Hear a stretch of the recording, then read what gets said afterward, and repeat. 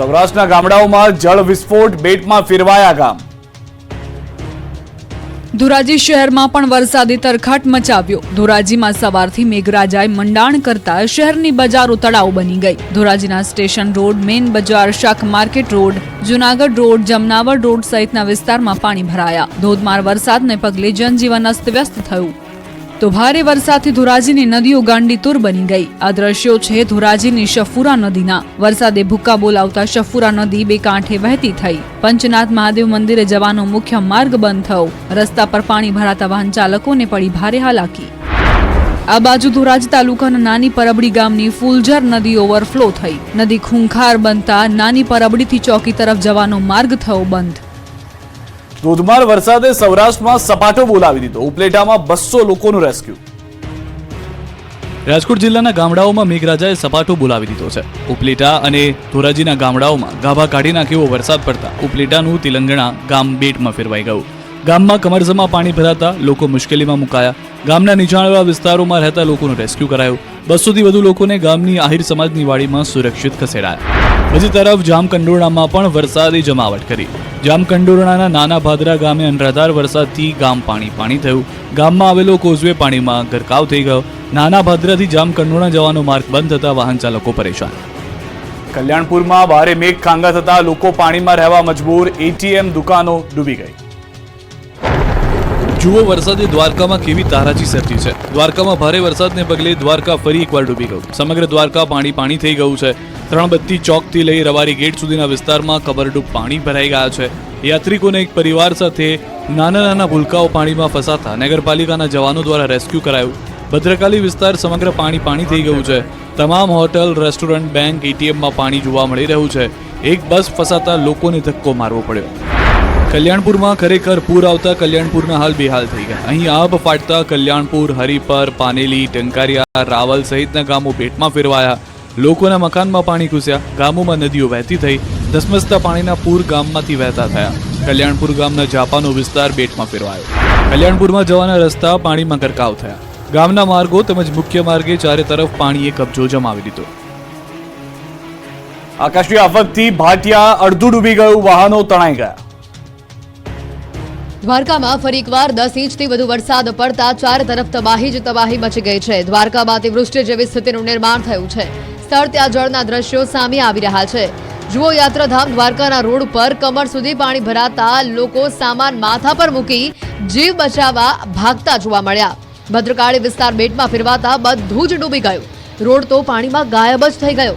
દ્વારકાના ભદ્રકાળી વિસ્તારમાં યાત્રિકોની બસ વરસાદના પાણીમાં ફસાઈ જતા બસમાં બેસેલા યાત્રિકો, બાળકો તમામ લોકો પરેશાન થયા. સ્થાનિક લોકોએ બસને ધક્કા મારવા પડ્યા. ભારે પાણી ભરાતા યાત્રિકોના શ્વાસ પણ અદ્ધર થયા. દ્વારકાના કલ્યાણપુર તાલુકાના ભાટિયામાં તો ભારે વરસાદ બાદ સ્થિતિ વિકટ બની છે. ભાટિયા કલ્યાણપુરનો તો સંપર્ક કપાયો છે. ભાટિયા હાઈવે ઉપર વરસાદી પાણી ભરાતા વાહનો અડધા પાણીમાં ડૂબી ગયા હતા. દૂર સુધી હાઈવે દેખાતું ન હતો અને ફક્ત પાણી જ પાણી નજરે પડતું.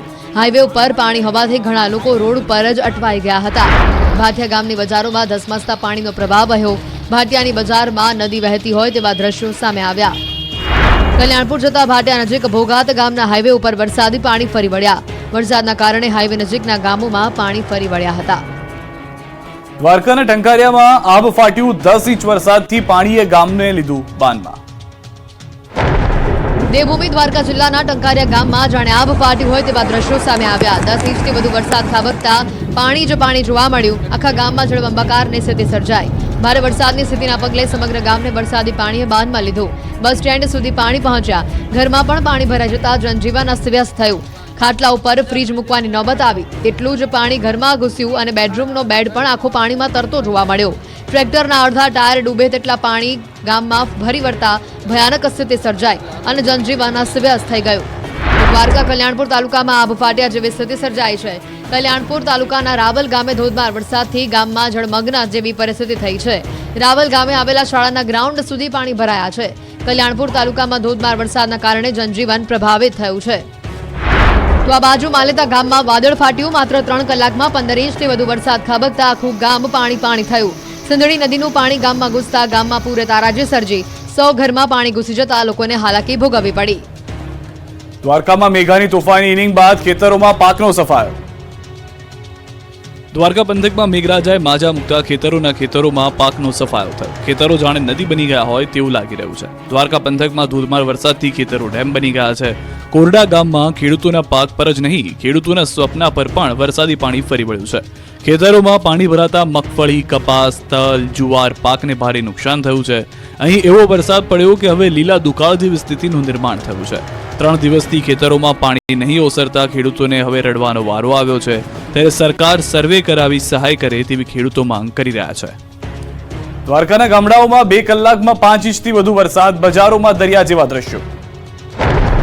દ્વારકા પંથક પર કુદરત બરાબરની ગુસ્સે હોય તેમ ફરી એકવાર દ્વારકાના ગામડાઓ દરિયો બની ચૂક્યા છે. જુઓ આ ભોગાત ગામના દ્રશ્યો. દ્વારકાના ભોગાત ગામે નદીઓ ગાંડી દૂર થઈ ગઈ છે. ભારે વરસાદના કારણે ખેડૂતોની ચિંતામાં વધારો થયો છે. તો આ તરફ દ્વારકાનું બાંકોડી ગામ બેટમાં ફેરવાયું છે. અત્યંત ભારે વરસાદથી બાંકોડી ગામમાં જળબંબાકારની સ્થિતિ સર્જાઈ છે. બાંકોડી ગામની ચારે તરફ પાણી જ પાણી નજરે પડી રહ્યું છે. ઘર, દુકાનો તમામ જગ્યા પર પાણી ઘૂસી ગયા છે. સ્થિતિ એવી છે કે લોકોને ઘરમાં રહેવું પણ મુશ્કેલી ભર્યું બની ગયું છે. લોકો ઘરના ધાબા પર રહેવા મજબૂર થયા છે. આ બાજુ દ્વારકાના જસાપર અને નરમાણા ગામમાં પૂર આવ્યું. અનરાધાર વરસાદથી નદીઓ લાલઘૂમ થઈ છે. નરમાણા ગામની શેરીઓ તો જાણે દરિયો બની ગઈ હોય તેવું લાગી રહ્યું છે. દ્વારકામાં આબ ફાટ્યા જેવી સ્થિતિ થઈ છે. જ્યાં જમીન ત્યાં જળ દેખાઈ રહ્યું છે. મેઘ તાંડવ બાદ દ્વારકા સોમનાથ હાઈવે સહિત ભોગાતના આકાશી દ્રશ્યો સામે આવ્યા છે. તરફ પાણી જ પાણી જોવા મળી રહ્યું છે. દ્રશ્યો આપ જોશો તો જ્યાં આગળ પાક હતો તેની જમીન હવે હતી ન હતી તેવી થઈ ગઈ છે. કારણ કે જ્યાં સ્થળ છે ત્યાં જળ જોવા મળી રહ્યું છે. આ આકાશી નજારો દ્વારકામાં આબ ફાટ્યાનો જે દ્રશ્યો છે એ સ્પષ્ટ કરી રહ્યું છે કે એક આખો જિલ્લો કેવી રીતે પાણીના હવાલે થઈ ગયો છે.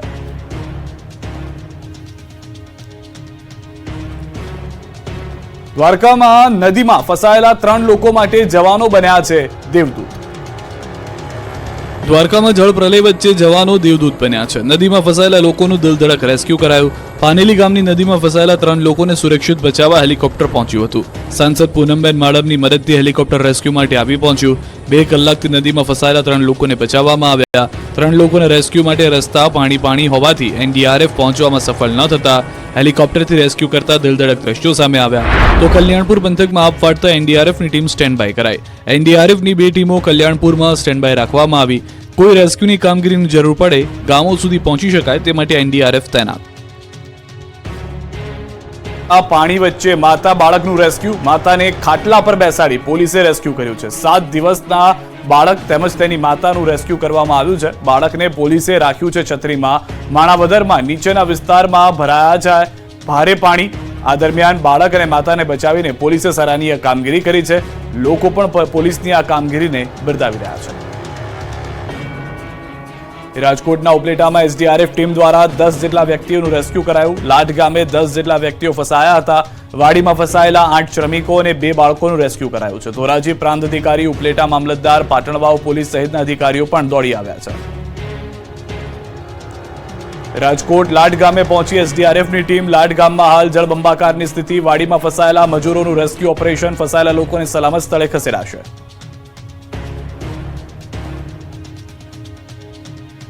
રાજકોટના ગણોદ પાટિયા પાસે પહોંચી છે ન્યૂઝ 18 ગુજરાતીની ટીમ. ગણોદ ગામના વિદ્યાર્થીઓ ઉપલેટા અભ્યાસ કરવા ગયા હતા અને ઉપલેટાથી બાળકોને ગણોદ ગામ સુધી પહોંચાડવા માટે વાલીઓ ટ્રેક્ટર લઈને પહોંચ્યા હતા. ટ્રેક્ટરના માધ્યમથી બાળકોને પોતાના ઘર સુધી પહોંચતા કરવામાં આવશે.